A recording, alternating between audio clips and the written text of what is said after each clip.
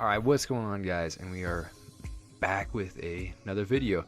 This video is going to be on pretty simple as it entails, but this one is about a music channel that I have, and I suggest going to subscribe it.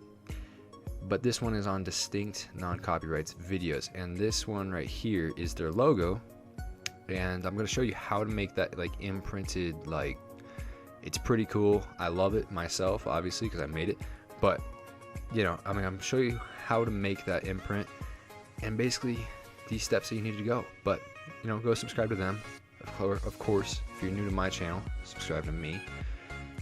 But let's go ahead and show you.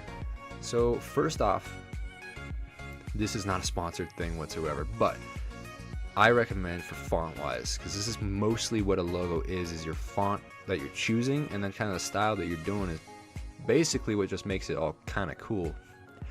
But the font that I use right now is US 101. I've used this font for many different things, many different businesses, of like design-wise that I've done, and so I use US 101. Where can you get US 101? Thefont.com. Again, this is not sponsored whatsoever by them.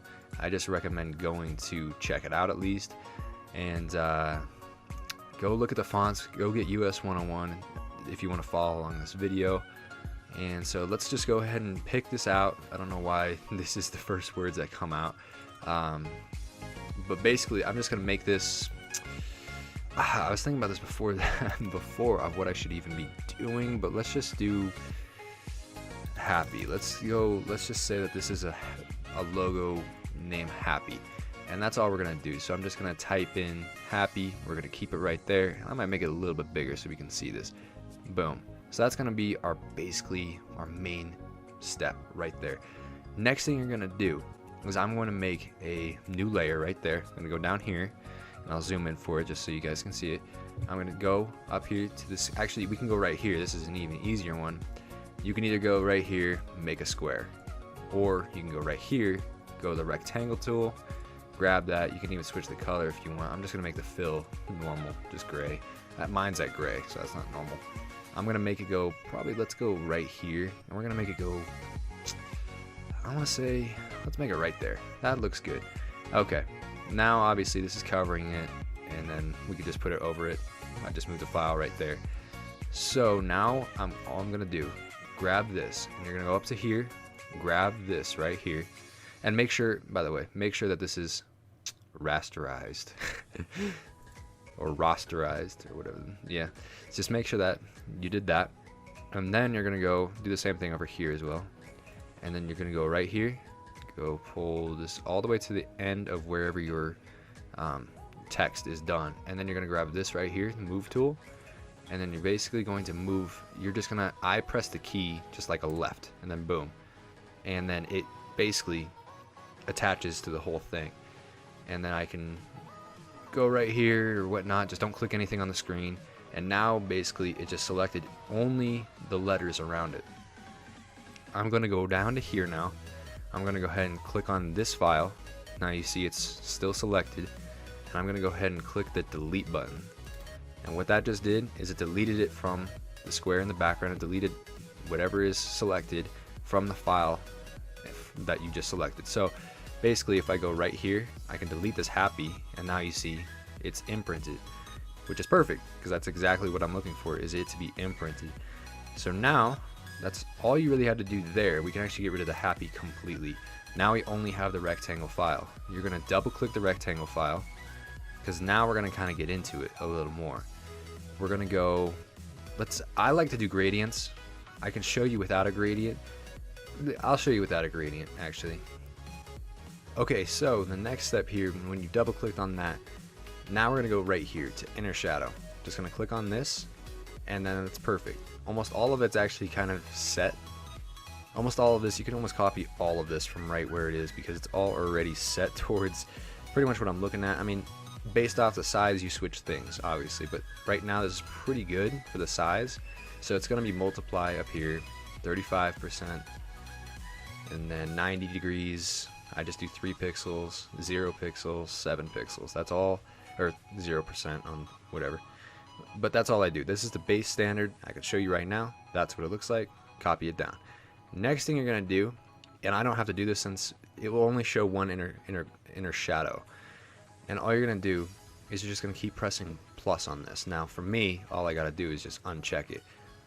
But for you, you're gonna click plus on that. And what that's gonna do is it's just gonna keep adding layers of inner shadow.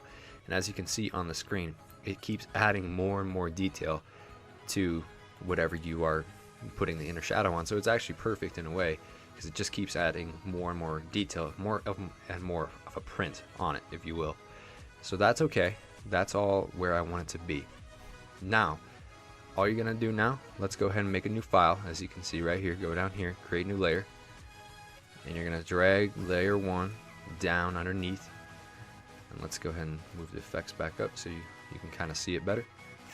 Next thing here is you're gonna go to the paintbrush, or the brush tool, and you're gonna do whatever color you want to do, and you can do this color here.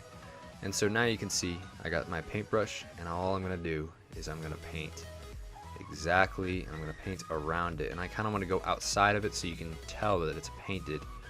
You can kind of tell it. So now it looks spray painted. As you can see, is a pretty simple way of doing it, obviously. But how, I'll go right back to it. You could see that the distinct one is, it's got a gradient to it, you know, it's got some different colors in there, and it's actually really cool.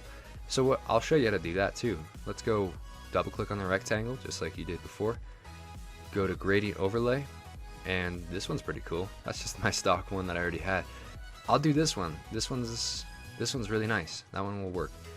So we'll go with this one here, and if you really want to, if you want to go here, this is the color right here.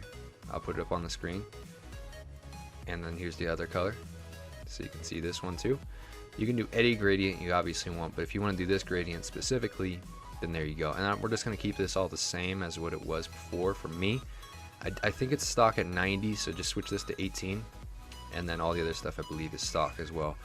So keep it all there, and then there, and then go to the next layer, which is this layer down here, layer 1 that we made, which is the paint, and then you're going to go gradient overlay on that one, and it's already pretty much set too. But see, there is a little bit of a difference here. So what I'm going to do, since these ones are a little more pushed in, and it's so the colors aren't fully matching, and that's the whole problem with the gradients, is they aren't fully matching because they're not the same width. So what I'm going to do is I'm going to make this gradient, I'm going to push this out a little bit, and I'm going to push this one out a little bit, and so now you can see it matches way better and actually looks like an imprint, and it looks much nicer. If you don't think that you want to do one layer, and you can get rid of them as you want. If you want to make it more faded, as you see there, it's way more faded, or just a little bit faded, you just get rid of the inner shadows, and it's actually really easy to do that. And if you really want to, you add that background, kind of like Distinct has right here. It's California, I believe, background. And now you basically have a spray painted on logo, which I think is pretty cool. And if you really want to, you can mess around with the square that you got, but I mean that's essentially all you really need to do. Of course, everything is, you could do, the sky's the limit with this kind of stuff, so you can do whatever you want. You could apply this to other things if you really wanted to. So that's about it. That's all I really had to show you, and that's how you make a spray painted indented logo. I want to say, I mean, it's kind of funky of how you would say this. I'm calling it kind of a spray paint effect. So that's how you make it though, and that's essentially all you need to do. So you just made some pretty awesome logo that says happy now, or whatever you wanted it to say. So that's it. If you haven't already, make sure you like and subscribe, not just or subscribe, do both at the same time. Pull up 2 computers and do them at the same time. Let's see what that happens. No, but like and subscribe for sure though. I'm making new content every day, so let's go ahead and you know, like and subscribe. I'll see you guys in the next one. Peace.